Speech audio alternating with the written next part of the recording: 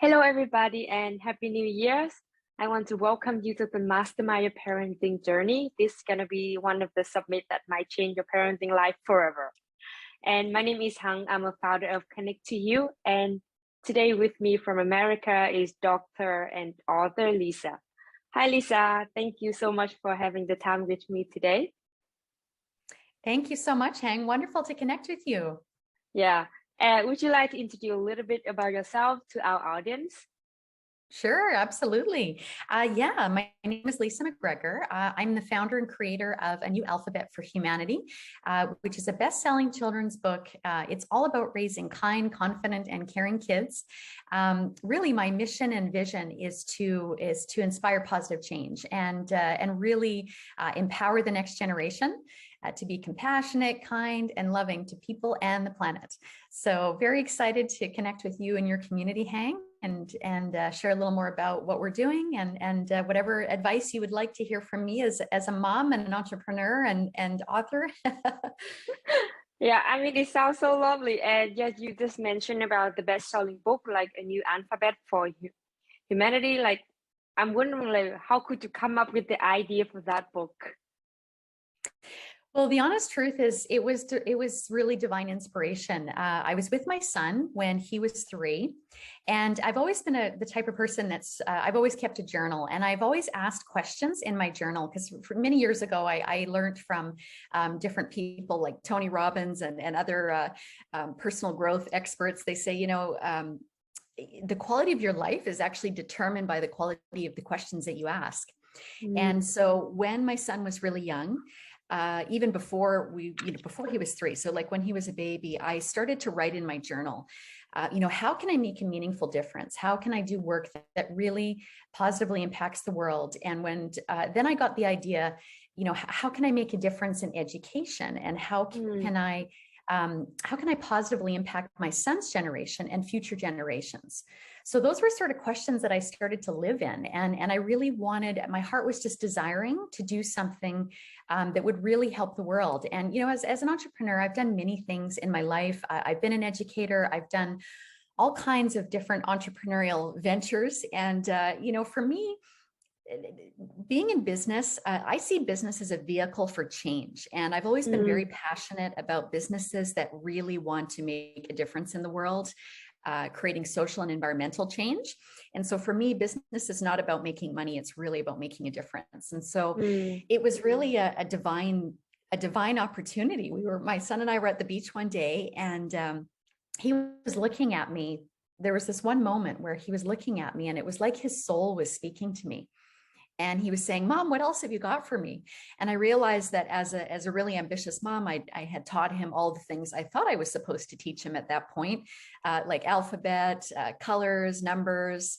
And then in that moment, I realized, I thought, gosh, imagine how different the world would be if we taught our kids from an early age what words were like compassion or empathy or bravery or diversity. And so I got this idea to write a list of alphabet words that I could teach to my son, a conscious language essentially that would help him to connect with his heart. And I was thinking about myself as a mom in her early 40s, we're all still learning how to connect with our hearts, this generation, right? And I thought, gosh, imagine if we could just have our kids' heart connected from the very beginning. And so the idea was born to create a new alphabet for humanity. And little did I know that writing a book was really going to start a movement. And so we're very excited and inspired to really help the world with this whole idea of creating a heart-based education for young kids. Wow, I mean, it sounds wonderful. And for me, it's always like you don't need to become a hero to change the world. You can just become a single human being and do good things and, like really change the young generations. Absolutely. Yeah. And I hear that you say a lot of, like you talk a lot about positive thinking and positive energy into the family. Could you explain more what exactly energies is, and is there any good or bad energy? Well, I think that words have the power to shape us. Our words and our thoughts have the power to shape us. And so I realized that just in my own journey of growing myself as a human, growing and evolving. Positivity is so important, and the words that we use and the thoughts that we think. And so for me, I feel like cultivating positive energy really does have to do with thinking about those positive emotions, thinking about peace and love and joy and happiness, and how do we cultivate more of that in our lives. And it's not to disregard the negative, because there's going to be times where we don't feel happy, or we're not happy, we're not excited, we're not inspired, but that's okay. There's an opportunity for us to reach for a better feeling thought. There's an opportunity for us to sit in our feelings and just allow those feelings to transmute through our bodies and then get back to, I guess it's really about cultivating positive habits and positive thinking, essentially. And it takes practice. I think it takes a lifetime, but I think that if we can teach our children from a young age about positivity, positive intentions, gratitude, we're essentially helping them to wire their brains in a direction that will serve them. So yeah. So I mean, like, some people might confuse because for me, for example, when you have a child, that is easy when they make something wrong and you blame on something else. And for me, it's not positive thinking, and it's not positive attitude. So when parents really want to like teach their children about positive thinking, like, where should they start? It starts as early as when they're a baby, when they're in the womb. I mean, you can literally, connect with your child in the womb. And, I have to say, my son has been the greatest joy in my life and the greatest transformation, and realizing that, I do have a responsibility to his future. And I feel like the more I can practice it myself and embody the principles of mindfulness and gratitude, the more I'm helping him to model those things. Yeah. And so I don't even know where to start with this. I mean, this is really my whole motto and manifesto for parenting, which is really, love your children on the hour, every hour. Like, just give them so much love and encouragement and positivity. And I think as parents, it's very easy to forget when our children are growing, especially in the early years, that they're just developing. They're coming into the world with no roadmap. They've got no, they're relying on us, and their emotional regulation is not there. Their brain development is a gradual thing, right? And I think as parents, sometimes we expect so much of our young children, or we can look at them in a negative way, right? Like, they talk about terrible twos as an example. And what I've tried to do as a parent is very similar to, what they talk about in the coaching world, right? Which is that when you're working with someone, you want to hold that person to the highest vision that you see for them, right? Their highest light, their highest essence. And for me as a parent, I've always tried to cultivate seeing my son in his highest light, right? So even if there's misbehaving or some sort of behavior that maybe I don't agree with, how do I continue to see him in his highest light? How do I guide him?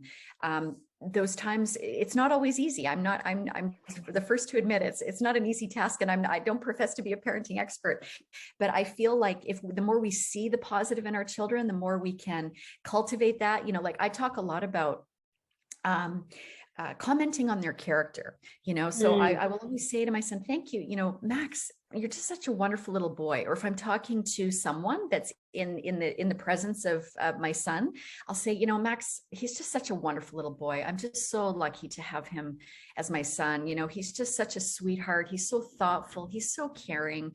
Today at school, he did this.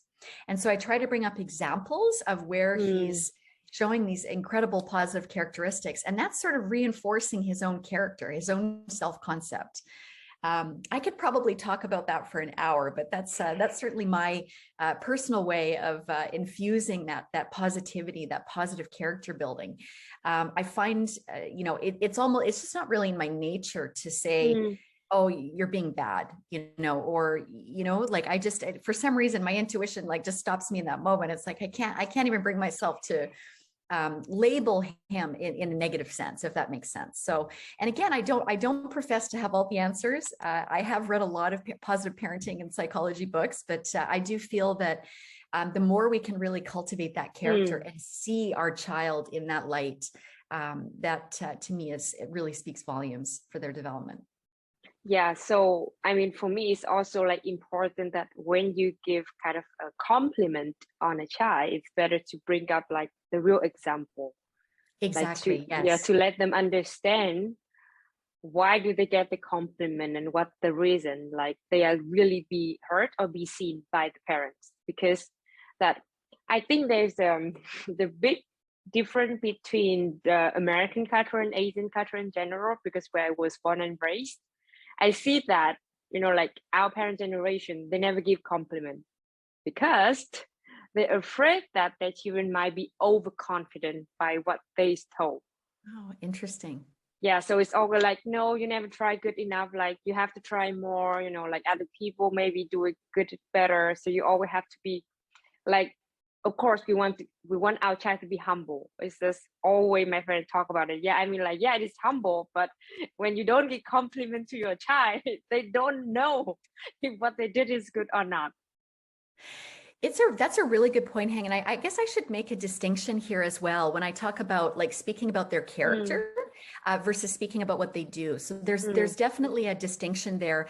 Like I talk about my son's general character, but then there's the other part of it, which is really the growth mindset, and really to not necessarily comment and say, "Oh, you did excellent," but mm, you really comment on the effort that was made, right? So, oh, I can see that you worked really hard on that project. I can see that you put a lot of time and energy into that art. mm, To really comment on the progress on what they actually did, as far as not necessarily always dishing out praise, if that makes sense. yeah, And just to really, because I get my understanding of that in the growth mindset, is that if we are dishing out too much praise all the time, then they come to rely on that, so it could yeah, end up being a negative aspect. So I think it's, again, commenting on their progress, what is it specifically that they're doing well.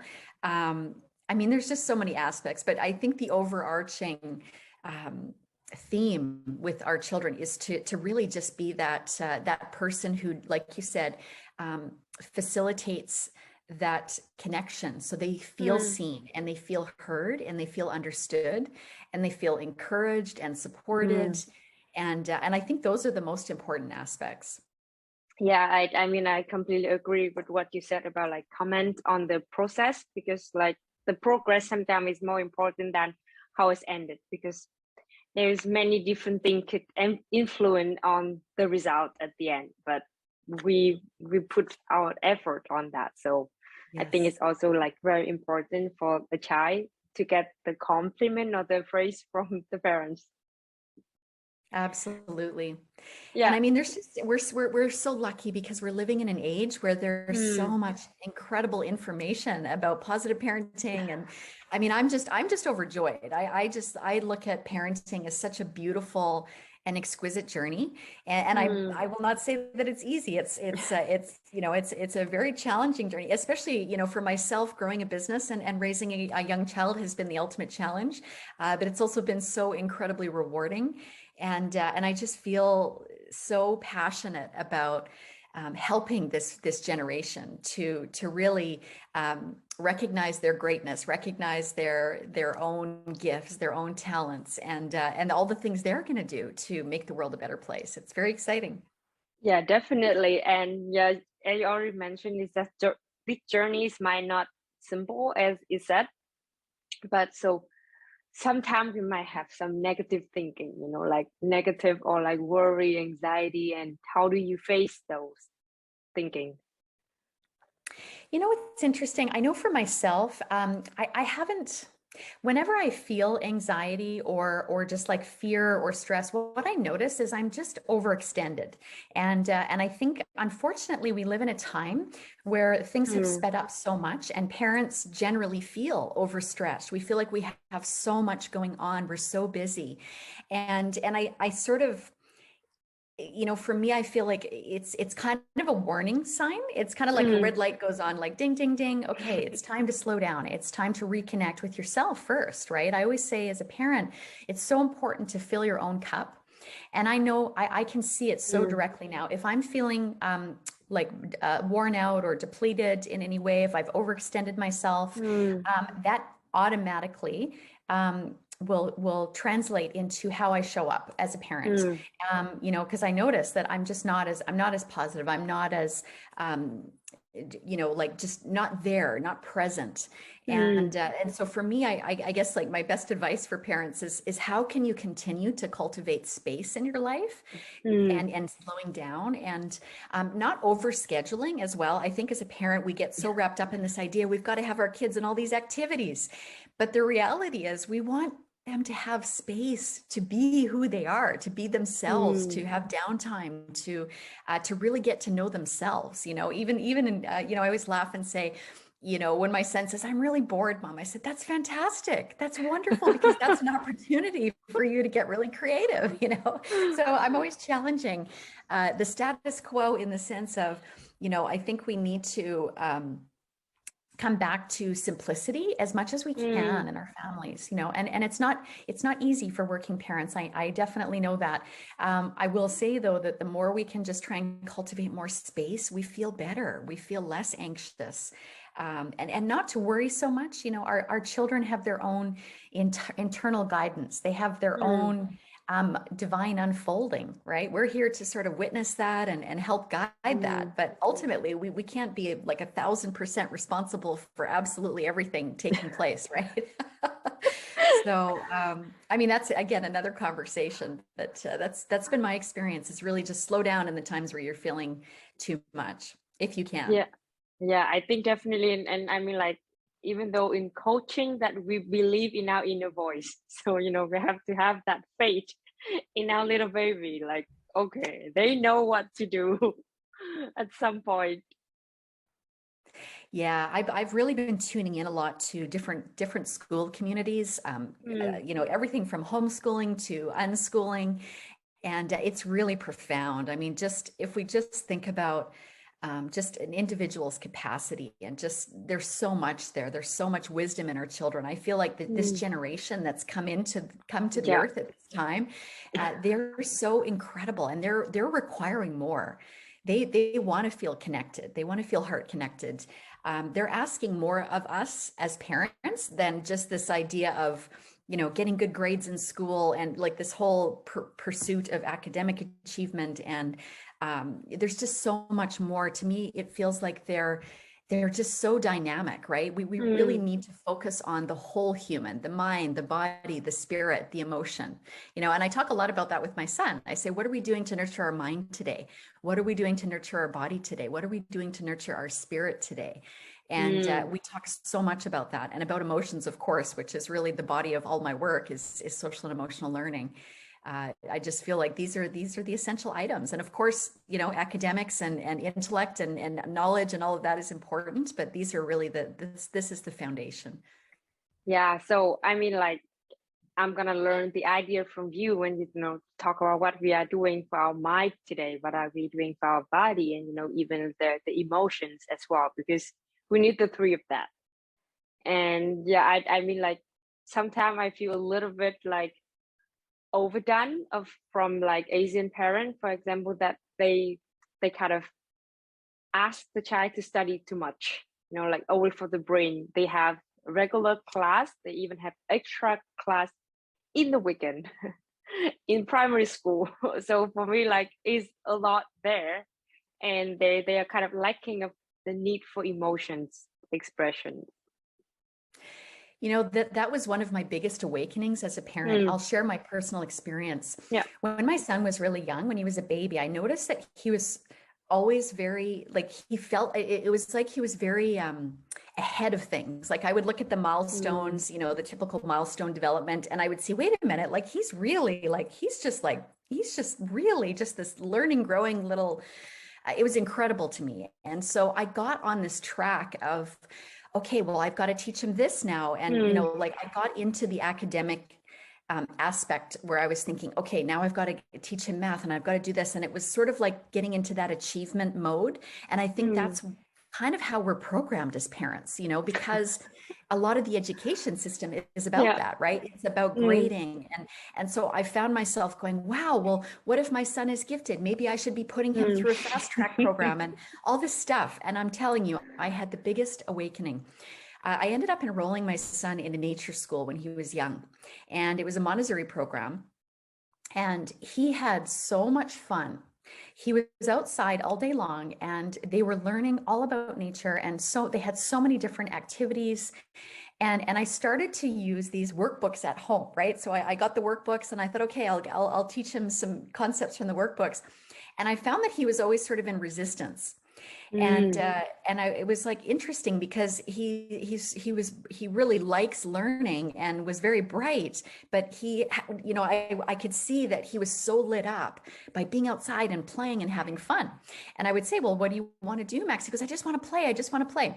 And what was interesting is I started working with an incredible woman out of Australia. Her name is Maggie Dent. She's a parenting expert, and she talked about the importance of play for young children, and just how her advocacy is really around letting children be children and letting them play and letting them socialize and enjoy themselves at a young age. And she talked about how we seem to be putting our children into an academic setting way too early, especially boys, and there's negative consequences of that. And like that's where the anxiety can start, and all of these negative things can really start to transpire if we're putting our kids into an academic setting too soon. And it was such an awakening for me, and I realized, wow, this is not what life is about. Life is not about getting good grades. Mm. Life is about being a great human. Life is about all aspects, the whole human development. And I'll tell you, even just during COVID, the kids were outside and they were having so much fun being in nature. And it was really glorious to witness that. And it's changed my entire perspective on parenting and just what's important. And so now it's really kind of, for me, this beautiful dance between, first and foremost, the social and emotional learning. And then, of course, how can we gradually introduce new concepts, new ideas, and instill that love of learning in the academic sense?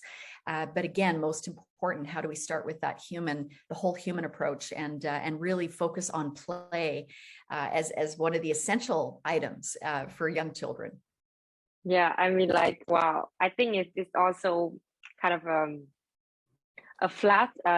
red flag for some parents that like they put their children at school in class too much. That they don't have time to play outside, even like in front of the house, or like go to a park nearby. But I think it's also because like nowadays during the pandemic, so many parents, they feel like fear to let their child go out, because you never know who might have the COVID, and your child, even yourself, could get it.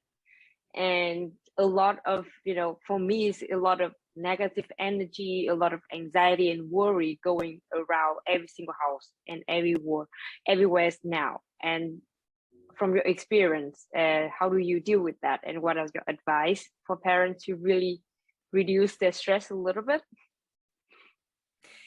Yeah, that's a good question, Hang. And it's a complex question, right? Because everyone is experiencing this pandemic in their own way.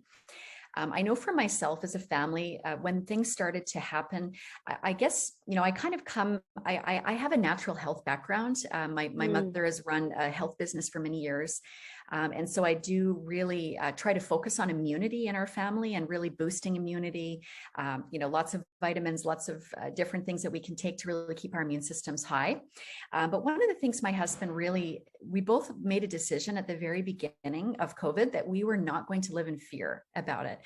We were aware that the virus was there and there's a risk of getting it and contracting it, but we just didn't want to live our lives in fear. And I feel like making that decision and really setting that intention has sort of shaped the context of how we have experienced COVID. I can say it, of course, it hasn't been easy, right? We've all been on an emotional journey through this. But for me, I've tried to make it the most important thing for me is to not instill fear. especially with my son, instilling a sense of fear, fearful of humans, like fearful of just the world in general. I think that's the thing that I've tried my best as a parent to just instill. And, like my son will say, when is COVID going to be over? And like, he's just as frustrated as all of us, we want this to finish. Yeah.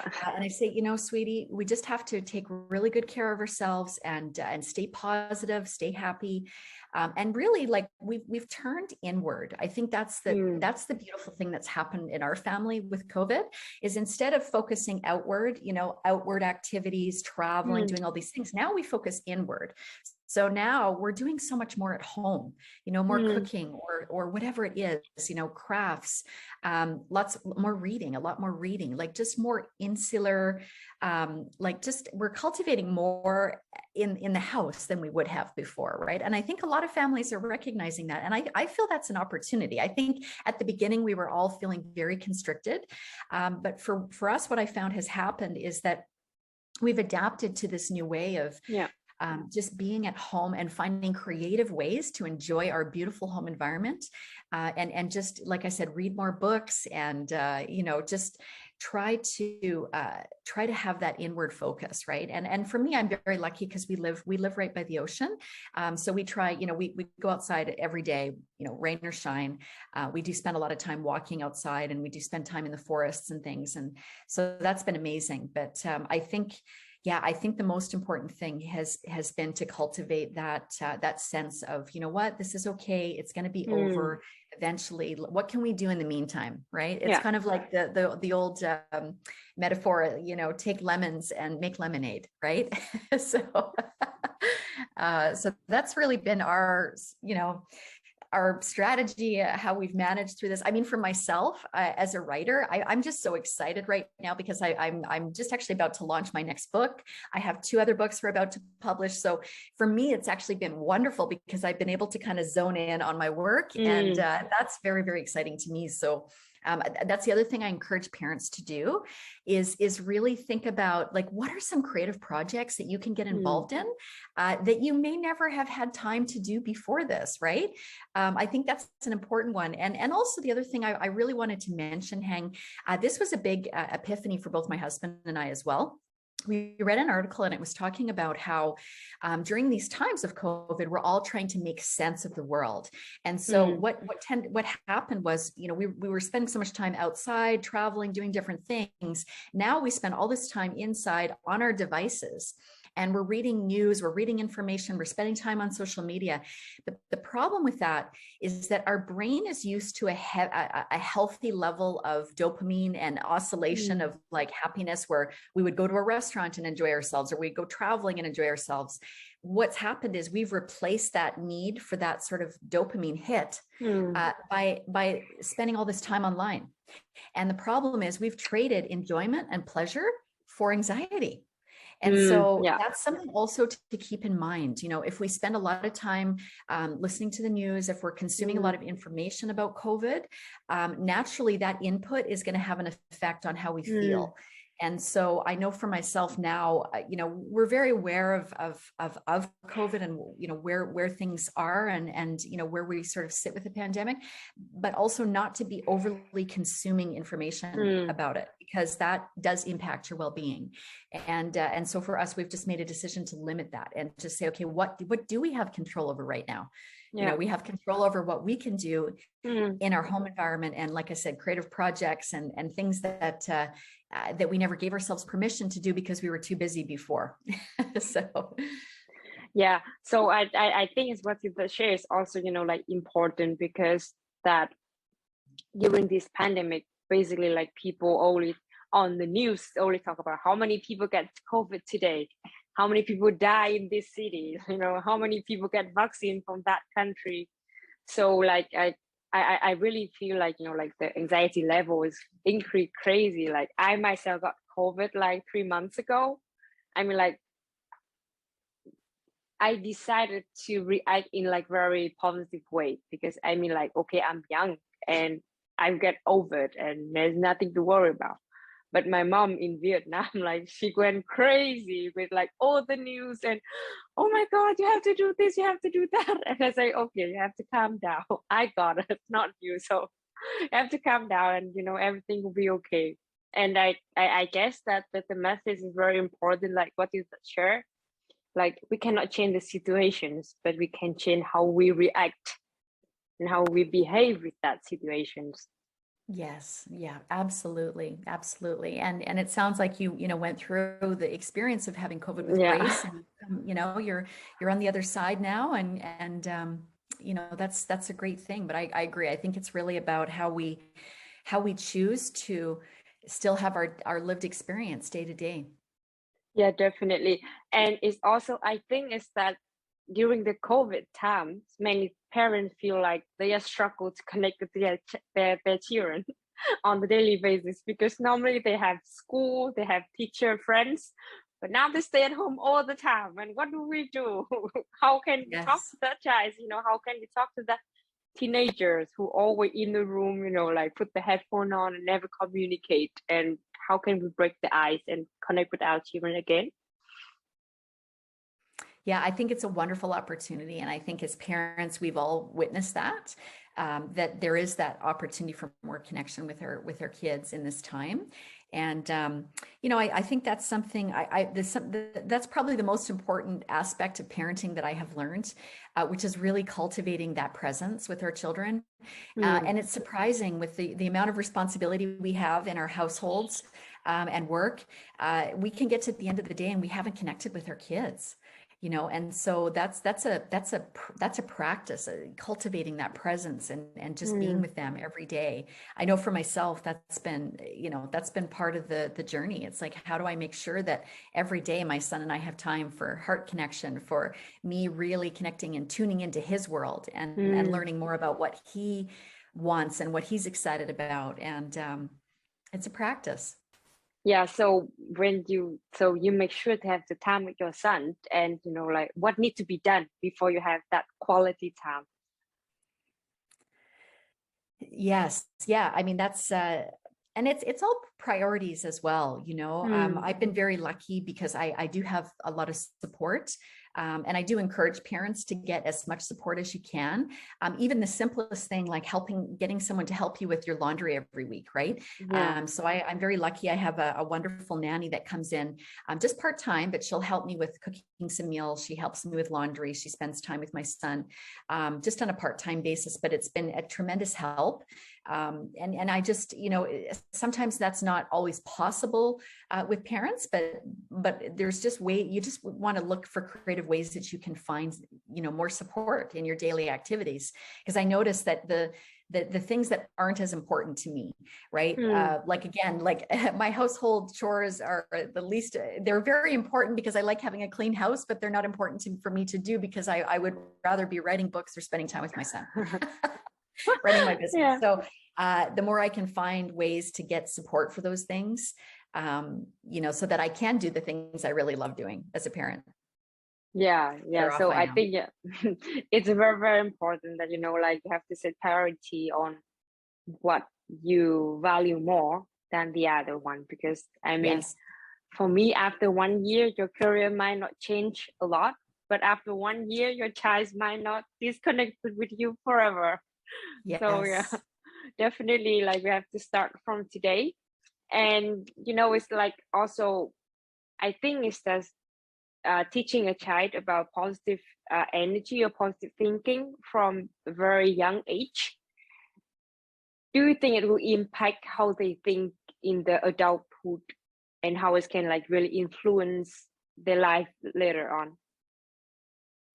I do. I think just cultivating a positive mindset and, positive, like I said, positive language, positive words, gratitude, appreciation, mindfulness, compassion, and empathy. These are the cornerstones of Mm, being a human. And I I guess, I mean, time will tell with this generation how things will transpire for these kids. But I know for myself, I've been on a journey for more than 20 years now of my own personal growth and my own development, and I feel very passionate about that because I think a lot of us we graduated from school years ago. Now I'm in my 40s, and so I'm talking about, you know, when I graduated from high school. What's really sad when I think back is that when I graduated, I didn't think I was very smart. So my grades were fine. Like, my grades were great, but I just didn't think much of myself. I didn't really understand what my strengths were. I didn't understand really a lot about myself. I really didn't have that internal compass. I didn't have a feeling around intuition. You know, I just didn't understand those concepts, right? And so I think that's really one of the biggest problems we face in the world today, which is that we put our children through this education system, but then at the end of it, they don't really even know themselves. And I think in terms of this grading aspect as well, both my husband and I are entrepreneurs. And, you know, we're very blessed because we have found our zone of genius. We found our passion, our skills, our talents. We've been able to bring these into the world through business. It's been amazing. However, both of us look back in school and we both remember feeling not smart enough, not good enough. I remember, you know, my husband says, like, he went through years feeling not smart because a teacher told him something about him not being smart in one of his grades, right? And like a negative comment. I don't think she was directly trying to say you're not smart, but there's a negative comment. And so then we all of a sudden we develop a sense of ourselves based on that, right? And it's so limiting. It's so limiting. And you know, the biggest joke in my life, really, when I think back to high school, is I used to say all the time, I'm not that creative. I'm really not creative. I'm not creative. I can't draw a stick man properly. The funniest part about that is I'm just like, I am so filled with creativity. I could write a new book every day. I could start a new business every day. I get so many ideas now. And it's just fascinating to me to think that 25 years ago, 20 years ago, I thought I was the least creative person on earth. And that, again, like I said, it just speaks so much to probably why I'm just so passionate about this piece in education, that really the work of our life is to work out, you know, what are we here to do? Who are we meant to be in this lifetime? And emotional intelligence, you know, what's so interesting is that we focus so much on the IQ aspect of education, yet the EQ, the emotional intelligence, is the greatest predictor of our success and our happiness in life. So what is it that we're focused on?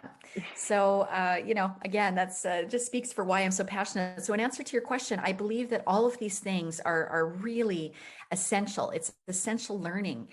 Social and emotional learning is absolutely essential for young children. Infusing positivity, positive words, positive language, that's essential in the early years when their brain is developing and they're taking in so much. These are the formative years, those first 7 years. Those are essential times to be helping to program that beautiful computer in a wonderful way. So I think it's very, very important. Yeah, and so I mean, for example, now when the parent want to teach the children about EQ, like where should they start? Like what exactly should they start on? Well, I have an idea for you. So this is a new alphabet for humanity. This is, I mean, really the intention behind creating this book was to create a heart-based education for children that was really easy for them to understand, simple concepts. What I'm really most proud of is that, you know, we've developed an entire language and curriculum for young children. So after publishing the book, I actually spent an entire year. And we built out lesson plans for both parents and teachers to instill the language of the book. So, you know, you talk about, you know, A is for abundance, B is for bravery, C is for compassion, D is for diversity. So once you've gone through the book, then you can use the lesson plans to really further instill the learning. And I'm just very excited because we've got a lot of things happening. We're about to launch a new community membership for our community, and it's called the Alphabet for Humanity Club. We're going to be doing a young writers program. So in answer, I guess I just had to jump in and share that with you because I'm just so excited. I'm excited about how we can create this education based on love. That's really as simple as I can explain it. Yeah, thank you. And for everybody who might interested in joining the club, like the link on the screen that you guys can access and can go further with Lisa. Yes, I've actually got a children's empowerment kit that I've put together. You can access it for free on my website. So it's a collection of beautiful posters and inspirational ideas, 101 acts of kindness and compassion for kids. So I've got that. I give that away for free. And when you join my community, you'll get access to our lesson plans. We've got weekly activities. And yeah, I'm very excited because we're going to be launching the Alphabet Club this year. And I think it's just going to be a beautiful space for parents to connect and really enrich their learning and growth as a parent, and to really further help children to learn these concepts of, again, mindfulness, compassion, empathy, bravery, diversity. We've got 26 letters. There's so much there. It's very exciting. Yeah, that I can see your excitement when you talk about it. You're like, oh, I can't wait to see that. What happened? Yeah, it's, I have to say, of all my years, this has been the most fulfilling and rewarding work of my life. And I'm just so grateful for my community. The number of times I've cried over letters and just people writing into us. It's really just, it's precious. It's sacred to me. And I'm just very excited. I'm excited about this generation and what's really possible. And really my motto, the thing that I wish for every child to learn from a young age is that they're never too small to make a difference. That their small actions do have a ripple effect, that they can in fact change the world. They can in fact create positive change. And that's really the body and the essence of what we're trying to do with our community and all the children that we get, all the lives we get to touch. Yeah, I mean, like, definitely. And also I think it's that, like, when the child want to change the world one way or another, that they learn that, like, they are not the only one. They have to connect with other people. Like, they have to learn about their society. They have to learn how to talk to people, how to convince people, and how to really connect. Because, for example, like you mentioned in your book, you have about compassion. You cannot do it alone, definitely. Yeah, and also like diversity, like, you have different friends with different backgrounds. Like, children need to learn that, and really, like, they need a community. They need, like, people around them who can show them what to do with that. So I think, like, your idea is brilliant, and definitely you will have a lot of people, a lot of children out there to change the world.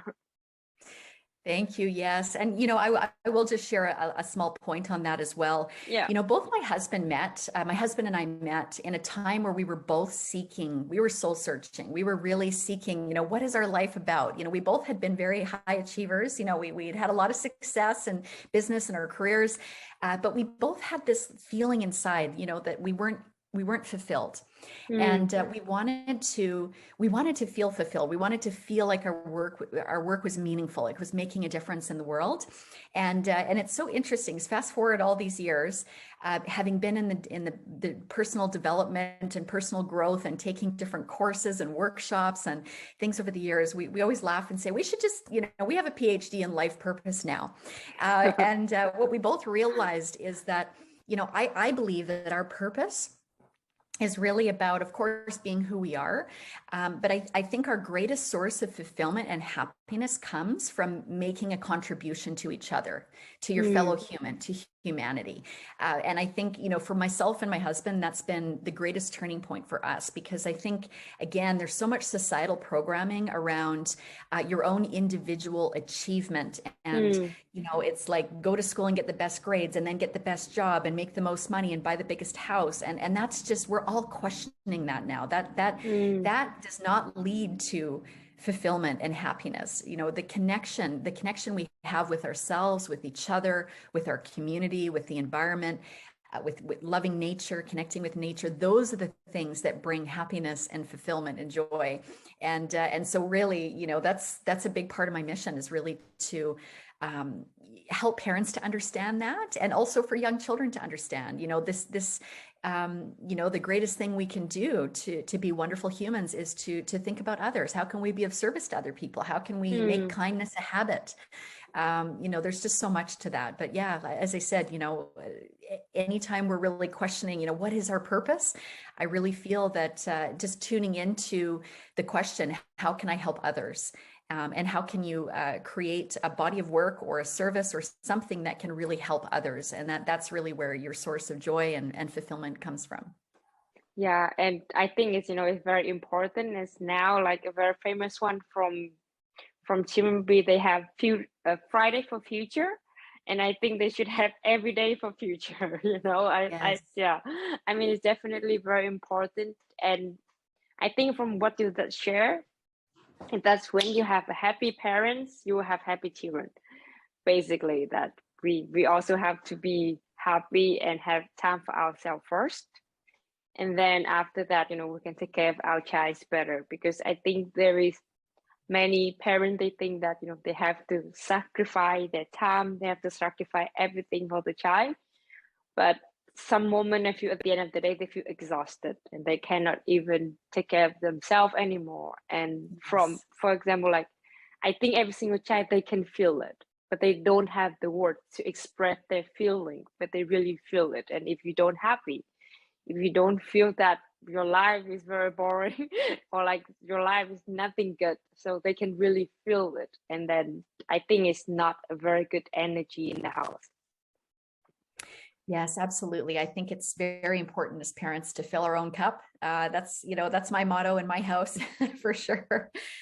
Because if we can learn and practice self-care, taking care of ourselves as parents, we're showing up better for our children and modeling that self-care behavior for them. So very, very important. Yeah, definitely. And I mean, like, I just realized, we just come to an end, like the time really flies. And, I have learned a lot about positive energy and positive thinking and how you could maintain the good energy in your family and positivity. And yeah, I just want to thank you so much for sharing your passion, sharing the way you teach your child. And if there's any last advice from you on the parents out there, educator who also want to change the world like you? Well, it's a good question. I say, just stay positive. And, I think the greatest thing, what's really interesting is when I wrote my book, A New Alphabet for Humanity, I had a lot of educators that came back and they said, well, that's great. You can teach the child the word compassion, but they don't really understand what that means at that age. And there is that argument, right? Okay, great. Yeah. They may not understand the word, right? I think the best way for us to teach our children these concepts is to model them, right? And so I think as parents, I not to overwhelm parents, but to really invite them to say, how can I embody these concepts, these words, these ways of being, so I can show my child what it means to be compassionate, what it means to be grateful, what it means to have an abundance mindset, right? That's a big one in families, right? Abundance of time, abundance of love, abundance of money, abundance of creativity. So, that's been my invitation. When I wrote my book, my husband and I, it was quite a profound experience because we did realize, wow, this is an entire handbook for living. And so, that's what I say to parents is don't feel like you need to become an expert child psychologist or anything like that. Just find ways every day to embody these principles yourself, so gratitude's a perfect one to start with. Gratitude can change so much in our lives if we can really cultivate that practice of gratitude. And so for myself, I write a gratitude list in the mornings before I start my work. I do a journaling practice in the mornings, and then in the evenings, my son and I, before we go to bed, we always talk about the 3 things that we're grateful for. So that's a really powerful practice. And whenever there there's an example of compassion being shown, we'll talk about that, so I can, I'll say, wow, like I'll try to point that out to my son, like, wow, I can see that you had so much compassion for the little boy at school. He was feeling left out of the playground and you invited him to play. That's wonderful. So I try to really talk about these examples and just sort of reinforce the learning, right? And and my son will pick it up too, like I'll be on the phone with someone and they might be upset and he'll say, oh, mom, I can see, you're feeling a lot of empathy for your friend. It's amazing. It's absolutely amazing. So, my best advice is use this as an invitation to grow and evolve yourself as a parent, and by the very default of you showing up with embodying these principles, your child will learn these principles. Yeah, definitely. Yeah, and I think it's just always actions speak louder than words. So that's definitely, yeah. And the child could also learn a lot from the parents. So the first thing first, parents should take care of themselves and then take care of the child. Yes, wonderful advice. Thank you. And I think it's this very last piece. I mean, even though, like the parent journeys might not be simple, but the good news is that we always have people like a coach, an expert, like counselor or therapist who have learned to help you. So like, please seek out for help when you need to, because it's going to help your journey is way more enjoyable and easier for you to do everything alone. Absolutely. Wonderful advice. Thank you so much for having the time with us today. And I think that I myself and our audience also learned a lot from your positive energy. And I want to wish you the best of luck for 2022. And I'm going to join the club to really enjoy the parenting journey with you. Oh, fantastic, Hang. Thank you. I'm so excited to have you. That's wonderful. Thank you. Okay, take care.